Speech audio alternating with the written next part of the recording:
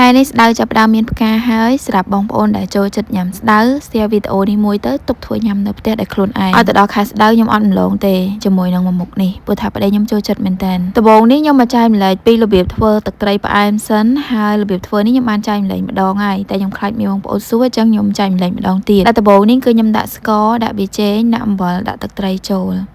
ហើយបន្ទាប់មកគឺខ្ញុំចាក់ទឹកចូលបន្តិចដើម្បីកូរគ្រឿងហ្នឹងឲ្យបានរលាយសព្វមុខនេះបងប្អូនចង់ញ៉ាំជាមួយនឹងទឹកត្រីផ្អែមក៏បានឬក៏ជាប្រភេទទឹកត្រីរបៀបញ៉ាំជាមួយនឹងណែមឆៅ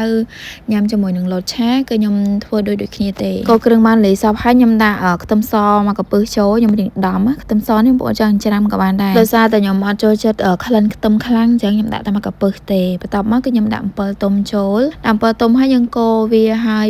ទុកឲ្យវាពុះឲ្យវាចេញជាតិពីអំពិលហើយរសជាតិយើងភ្លក់ទៅតាមចំណង់ចំណូលចិត្តណាទុកឲ្យវាពុះមកសន្ទុះទៅចាប់ផ្ដើមចេញជាតិពីអំពិលហើយទឹកត្រីវិញគឺឡើងខាប់ហើយអញ្ចឹងខ្ញុំបិទភ្លើងបន្ទាប់មកខ្ញុំចាក់ដាក់កូនចានទុកចោលមួយឡែកសិនទៅពេលដែលក្តៅចេះយើងអត់សូវឃើញទឹកត្រីរៀងខាប់ទេតែដល់ចោលត្រជាក់ទឹកត្រីវិញគឺខាប់ល្អមែនតើតែខ្ញុំភាគច្រើនទឹកត្រីអញ្ចឹងអីគឺខ្ញុំអាសាធ្វើទុកនៅពេលដែលចង់ញ៉ាំគឺយើងមានស្រាប់ធ្វើឲ្យដាក់ក្លាសេក្នុងទូទៅអត់ខូចទេ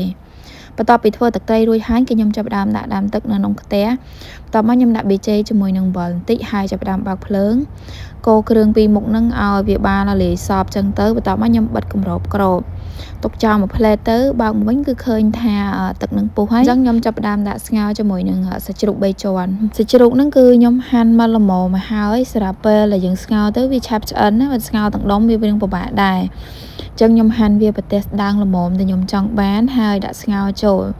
ស្ងោរបានបន្ទុះគឺខ្ញុំប្រែវាមកចំហៀងដើម្បីឲ្យវាឆ្អិនបានសព្វល្អហើយបងប្អូនចង់ស្ងោរឲ្យយកទៅបំពងដូចខ្ញុំខ្លះក៏បានញ៉ាំស្ងោរអញ្ចេះសុទ្ធក៏បានដែរហ្នឹងអាស្រ័យលើយើងចូលចិត្តទេស្ងោររហូតតតែយើងចុចទៅឃើញសាច់បៃជាន់មកយើងចុចទៅផុយនឹងឆ្អិនហើយអញ្ចឹងខ្ញុំស្រង់ចេញហើយពេលដែលស្រង់ចេញហ្នឹងគឺខ្ញុំយកសាច់បៃជាន់ហ្នឹងយកមកហាន់ជាប្រទេសស្ដើងខ្លះហើយខ្លះទៀតគឺខ្ញុំយកទៅបំពងម្សៅទៀតឲ្យវាបានស្រួយអញ្ចឹងណាព្រោះប្តីខ្ញុំគាត់ចូលចិត្តយកទៅបំពងសម្រាប់ខ្ញុំចូលចិត្តញ៉ាំសាច់ជ្រូកស្ងោរហើយប្តីខ្ញុំចូលចិត្តញ៉ាំសាច់ជ្រូកបំពងស្រួយអញ្ចឹង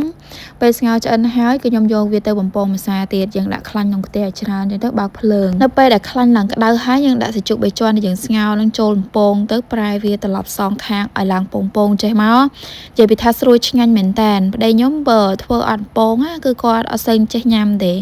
តែបើយកសាច់ជ្រូកបីជាន់នឹងស្ងោរយកមកបំពងចេះនិយាយពីថាបាយបានដល់កចំណែកផ្នែកបន្លែវិញគឺខ្ញុំមានសាឡាត់មានទឹកសក់មានជីគ្រប់មុខមានស្ដៅជាមួយនឹងម្ទេសបន្តិចបន្តួចបន្លែខ្ញុំមានតែប៉ុណ្្នឹងទេ